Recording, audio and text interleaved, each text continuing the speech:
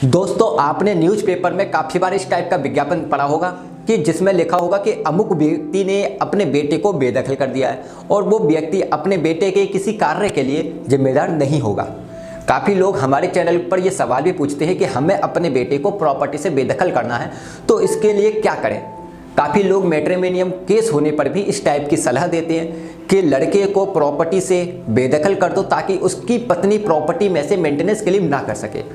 इसी टाइप के काफ़ी सवाल आने पर हमें लगा कि इस टॉपिक पर बात करनी चाहिए, इसलिए हमने आज की इस वीडियो में यही जानने की कोशिश करेंगे कि क्या ऐसे कोई लीगल प्रोविज़न है कि पिता पुत्र को संपत्ति से बेदखल कर सके, और अगर ऐसी स्थिति हो जाए कि बेटे का व्यवहार अपनी माता पिता के साथ सही नहीं है तो उसे क्या घर से बाहर निकाला जा सकता है। वीडियो को शुरू करें इसके पहले मेरी आपसे एक रिक्वेस्ट है कि अगर आप लीगल टॉपिक्स में इंटरेस्टिंग हैं लेकिन आपने अभी तक हमारे चैनल को सब्सक्राइब नहीं किया है तो सबसे पहले सब्सक्राइब कर लीजिएगा और साथ में बेल आइकन को भी प्रेस कर दीजिएगा ताकि नए आने वाली वीडियोज की नोटिफिकेशन आपको मिलती रहे।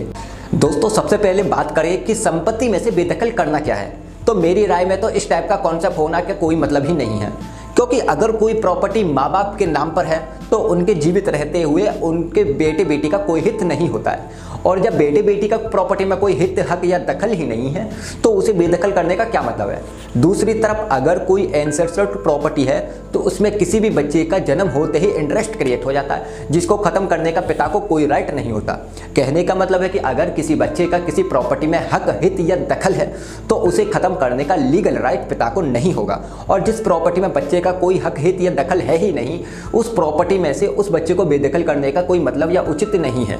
तो लीगली बात करें तो बेटे को संपत्ति से बेदखल करने जैसा कोई प्रोविजन नहीं होता।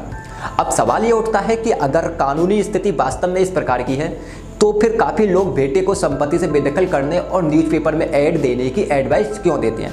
इसके पीछे कारण है कि मेंटेनेंस एंड वेलफेयर और पेरेंट्स और सीनियर सिटीजन एक्ट में ये प्रोविजन दिया गया है कि अगर कोई व्यक्ति अपने माता पिता के साथ दुर्व्यवहार करता है या गाली गलौज करता है तो वो माता पिता अपने घर से उस संतान को निकाल सकता है। ये नियम हर मेजर यानी वयस्क बच्चों को लागू होगा, लेकिन न्यूज़पेपर में विज्ञापन निकाल देने से किसी संतान को बेदखल करने जैसा कोई प्रोविजन नहीं है। हाँ, अगर कोई पेरेंट अपने किसी बेटे या बेटी से नाराज है और अपनी प्रॉपर्टी में उसको हिस्सा नहीं देना चाहता तो वो अपनी वसीयत कर सकता है और वसीयत में उस बच्चे को प्रॉपर्टी में से वंचित कर सकता है जिसे वो अपनी प्रॉपर्टी नहीं देना चाहता। लेकिन इसके लिए भी वसीयत में भी स्पेसिफिक रीजन लिखा होना चाहिए कि कोई पिता या माता अपने किसी एक संतान को प्रॉपर्टी में हिस्सा क्यों नहीं देना चाहता। बात करें कि लोग मैट्रिमोनियम मैटर्स में ऐसे सवाल क्यों देते हैं कि जिसके खिलाफ पत्नी ने मेंटेनेंस का केस किया है तो उस बेटे को प्रॉपर्टी से बेदखल कर दिया जाए, तो मेरी नज़र में इस बात का कोई मीनिंग नहीं है, क्योंकि एंसेस्टर प्रॉपर्टी में से बेदखल करने जैसा कोई अधिकार किसी पिता को नहीं होता। और अगर किसी व्यक्ति का किसी प्रॉपर्टी में कोई हिस्सा है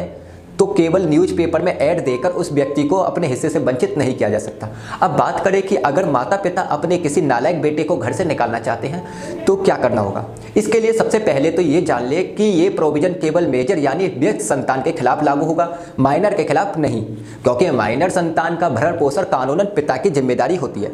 किसी संतान को अपने घर से निकालने के लिए उस व्यक्ति को डिस्ट्रिक्ट मजिस्ट्रेट के पास एप्लीकेशन देकर कारण बताने पड़ते हैं कि वो अपनी किसी संतान को घर से क्यों निकालना चाहते हैं। दिल्ली में ये पावर सब डिवीजन मजिस्ट्रेट के पास होती है।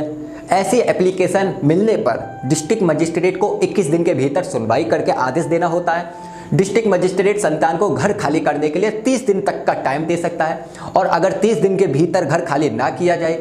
तो पुलिस बल का यूज करके घर को खाली करवाया जा सकता है। ये प्रोविजन ऐसे घर के लिए लागू होता है जो माता पिता का खरीदा हुआ हो या माता पिता के नाम पर किराए पर लिया हुआ हो। यहाँ ये भी ध्यान रखने वाली बात है कि अगर वो घर प्रैक्टिक है तो संतान भी उसमें अपना हिस्सा लेने के लिए दावा कर सकते हैं। तो दोस्तों, उम्मीद है कि आप घर से बेदखल करने वाले कॉन्सेप्ट के बारे में ये समझ गए होंगे कि कानूनी प्रोविजन केवल उद्दंड संतान को ही घर से निकालने के बारे में है, लेकिन अगर कोई माता पिता यह चाहते हैं कि उनकी प्रॉपर्टी में उनके मरने के बाद किसी संतान को हिस्सा ना मिले तो उनको ये प्रोविजन वसीयत के जरिए भी करना चाहिए, क्योंकि संतान को प्रॉपर्टी से बेदखल केवल समाचार पत्र में विज्ञापन देकर नहीं किया जा सकता। दोस्तों, इसके अलावा भी आपके कोई सवाल हो या आप फिर अपने किसी मैटर पर मुझसे राय लेने के लिए बात करना चाहते हैं तो आप नीचे कांटेक्ट करके या व्हाट्सएप पे मैसेज करके हमसे पूछ सकते हैं, और या फिर नीचे कमेंट करके हमसे पूछ भी सकते हैं। ऐसे ही लीगल जानकारी के लिए बने रहे हमारे साथ। मिलते हैं अगली वीडियो में।